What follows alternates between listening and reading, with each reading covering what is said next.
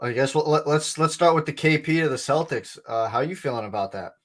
So first off, let me develop or kind of give the feel for the entire trade because Mhm. Brogdon was the health issue for the Clippers, ironically, and that was what blew it up. It would have been the 30th overall pick, Amir Coffey and Nick Batum going to the Washington Wizards, and the Celtics would not have gotten any picks in the deal. But now they're going to be getting not just Kristaps Porzingis, but two first-round picks, and what they're trading is Marcus Smart, the 35th overall pick, Mike Muscala, and Danilo Gallinari.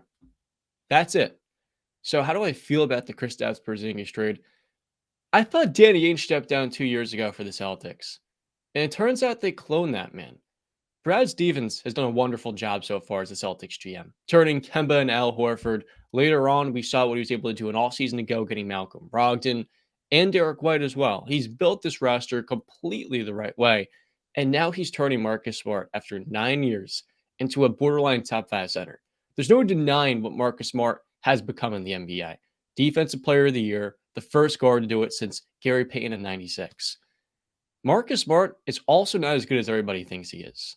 He's coming off the worst defensive season of his career. And as a 32% spot up shooter, the Celtics lived and died by the 3 point line. And his general sporadic play and total inconsistency from 3 point land played a pretty big role in them constantly swinging. It was pretty bad. Now you bring a near 40% career 3 point shooter in Porzingis, who can not only score out the post in the in between space, something the Celtics desperately needed, but you add in two first round picks if you want to flip Brogdon now into a more reliable playmaker that can replace what Marcus Smart brought to the table. I'm giving the Celtics an A for this trade, man, because you got two picks on top of this. Ultimately, if you want to extend Porzingis long term, you can't have Marcus Smart in your books anyways. So it wasn't going to be, oh, you're going to give up nothing for one of the further 35, 40 best players in the NBA. You've got to give up something. And not only is Marcus Smart a worse player, but I think what he's brought to the table for the Celtics has already sort of cemented in his culture impact that was implanted years ago. And now that he's going to his 10th season, it feels like he's just losing the motivation that once made him such a great defender earlier on in his career. Mm. So I can't disagree with you saying that Marcus Smart didn't have a down season defensively because there's no, arguing that he obviously did. Going from Defensive Player of the Year, first team All Defense to you don't even get one shake at a All Defensive award. I thought it But was what on I the second team with Derek White. Am I wrong? no, I just looked up his awards. A 2022 first team All NBA. He didn't get All Defensive team. He didn't Okay. get second or third team this year. But Okay. yeah, what I will say to that is he's when's his birthday? Yeah, he just turned 29 this year, so he's still in that prime area, right?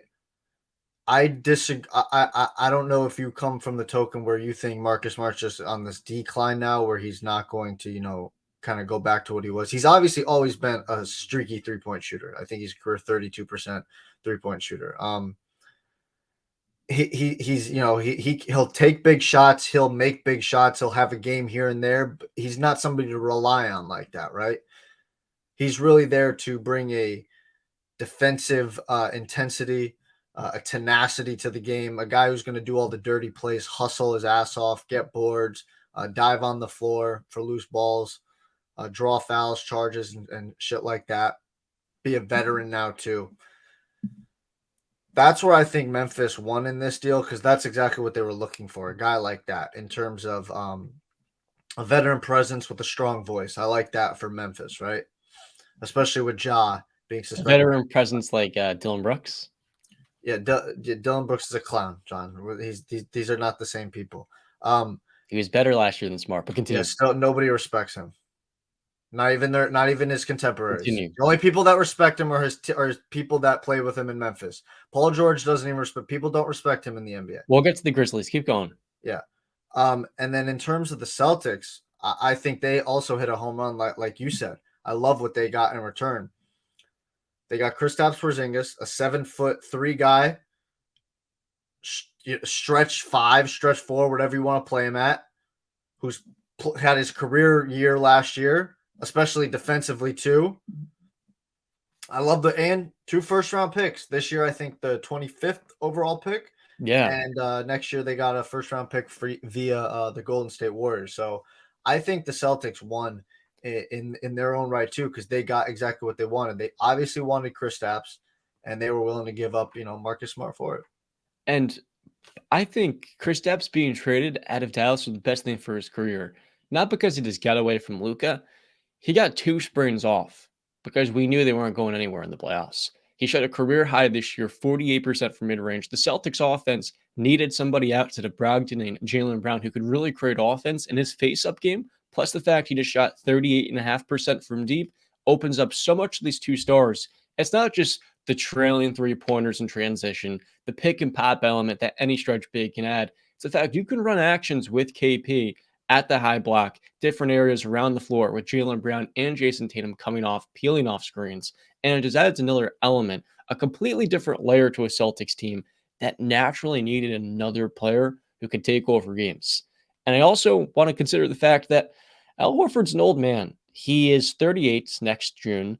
And I know he locks up Al Horford every time, or sorry, I know Al Horford locks up Joel Embiid every time he plays him, but at this point, he's a backup center, a great backup center at that, and he's only getting paid $10 million a year. Time Lord's got injury concerns. Brad Stevens felt pigeonholed in making this move because if he didn't, what were you going to do at the center position? They want to get back to the 2020 version of themselves where Time Lord and Al Horford were so good defensively that they smother teams with their size around the rim. And now they become impenetrable because a year ago, what made the Wizards a decent team was when Daniel Gafford and Kristaps Porzingis were on the floor together. They had a ton of rim protection, and teams had a hard time really getting downhill.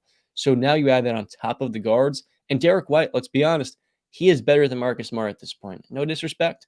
He's just a more versatile defender that can protect the rim and weak side rim. He's just as switchable. I think he's a little bit more. He's an inch taller. And he's also a elite on-ball guard defender. If he's a clearly better spot-up shooter too, that's a good connector and plays well in transition, I think Brad Stevens knew he was able to make this move because of how good how good White has become, but then also the fact that he can flip Brogdon into something else now with these assets he gained. Yeah, no, I don't know if Derek White is a better player per se than Marcus Smart. They both bring different things to the table.